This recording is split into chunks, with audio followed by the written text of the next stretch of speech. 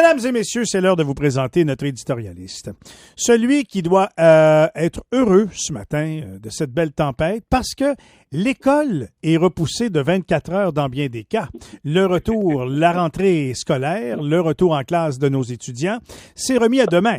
Maître Bérard, comment allez-vous? Ah, Michel, c'est un plaisir de te parler encore une fois. Je pense que Mère Nature a envoyé un message à François Legault et au docteur Boileau. Honnêtement, t'as raison, parce que j'ai comme l'impression qu'il y a bien des parents qui sont très inquiets. Il y a beaucoup de personnes qui se disent, bon, on envoie les enfants à l'école, c'est bien parfait, mais à quelle heure qu'ils vont nous rappeler pour venir les chercher ou combien de jours ça va durer, ce retour à l'école, parce que il va se propager beaucoup d'Omicron dans les classes.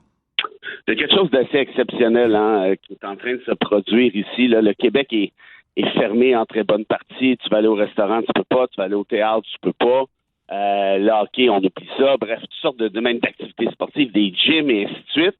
Mais l'école, ça, tout à coup, ça serait correct. Évidemment, tu vas me dire que c'est plus important l'école que le gym. Moi, je serais d'accord avec ça. Oui, puis c'est comme il disait M. Legault, c'est la balance ou l'évaluation du risque. Oui, ben tu vois, moi, les gens ne se rappellent pas de ça, mais en juin 2020, au plus fort de la première crise, de la première vague, François Legault avait décidé de retourner les enfants à l'école pour peut-être 10 jours, 2 semaines, si tu te souviens. Oui. Les experts disaient, faites pas ça, qu'est-ce que ça donnait rien. Puis Legault, il l'a fait quand même, puis après, il s'en est vanté, il dit, j'ai joué ma carrière politique là-dessus. Dans le sens où je savais qu'il y avait un risque, je l'ai pris, puis on a vaincu. Mais attends une minute, est-ce qu'il n'est pas en train de nous faire une prise 2? Là, tu vas me dire, Omicron est moins dangereux, ce qui est vrai. Tu vas me dire aussi que les gens sont davantage vaccinés qu'à l'époque. Évidemment, les gens ne l'étaient pas à ce moment-là. Mm-hmm. Mais la dernière fois que j'ai regardé, Michel, c'est-à-dire là, 10 minutes avant de te jaser, là, il y a eu 96 décès hier encore au Québec uniquement, reliés strictement à la COVID. Sauf que ces décès-là sont attribuables à des contagions qui ont probablement eu lieu il y a une semaine. Là, on dit qu'on est rendu au pic. Il commence à y avoir moins d'hospitalisation. Fait que peut-être que son risque est calculé aussi, là, Frédéric. Sais-tu ce qui est le problème? C'est que l'INESSS, c'est-à-dire, on ne peut plus vous en donner des données, là, on est tout perdu. Oui, il y a ça. Là, il va falloir se décider, est-ce qu'on en a, François, des données ou on n'en a pas, là? Parce que quand c'est le temps d'en avoir, il y en a, puis quand c'est plus gênant d'en avoir, il n'y en a plus. Là, moi, ce que je sais, par contre, c'est qu'il y a des décès, puis 96 décès, là, ça commence à faire du monde, puis évidemment, mes sympathies aux familles des proches des éprouvés. Et là, tu vas me dire aussi, oui, mais ces jeunes-là, de toute façon, ils peuvent pas tomber malades. On l'a entendu, celle-là. Oui, mais c'est parce que c'est pas d'eux dont on parle. Mais non, ils vont ramener ça à la maison. Puis ceux qui l'ont pas eu, mais j'ai envie de dire que tabarouette, Frédéric, tout le monde l'a eu presque au Québec, la COVID, là.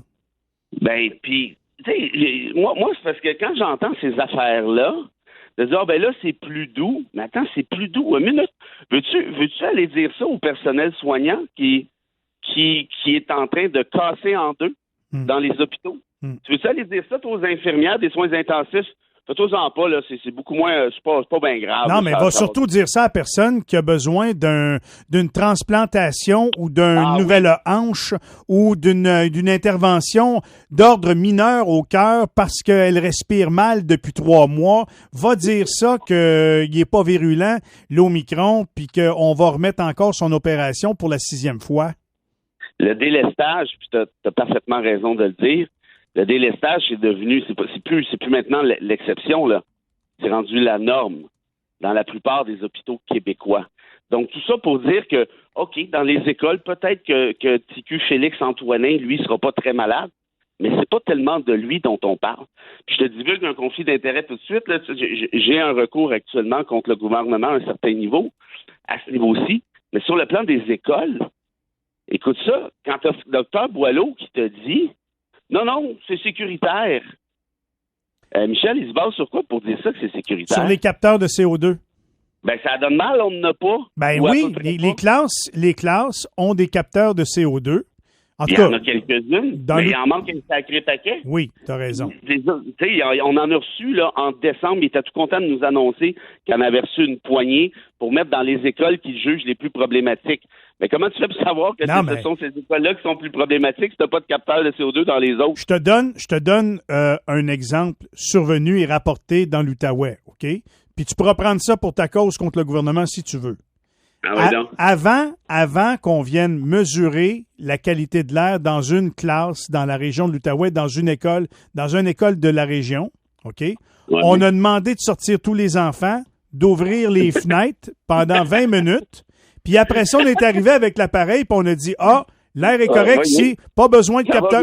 Ah oui, pas besoin de capteur CO2, on passe à la classe suivante. Mais tu sais, c'est incroyable. Puis là, on s'entend bien, Michel, on parle simplement de capteurs de CO2. Parce que puis là, on va s'entendre que la méthodologie que tu viens de soulever est plus que problématique, mais disons qu'il l'avait fait de manière honnête. Et là, arrive à la conclusion, whoop-telaï, le CO2 est dans le tapis. OK, bon, ben ça, c'est le fun, mais après ça, on fait quoi? Ah, ben là, les commissions, ils demanderont, on verra. Mais là, c'est parce que le capteur de CO2, c'est juste pour évaluer le taux en question. C'est pas un remède. C'est juste un barème. Ça ne corrige pas, mais ça indique que là, il y a des conditions parfaites pour la propagation d'un virus. Ben voilà.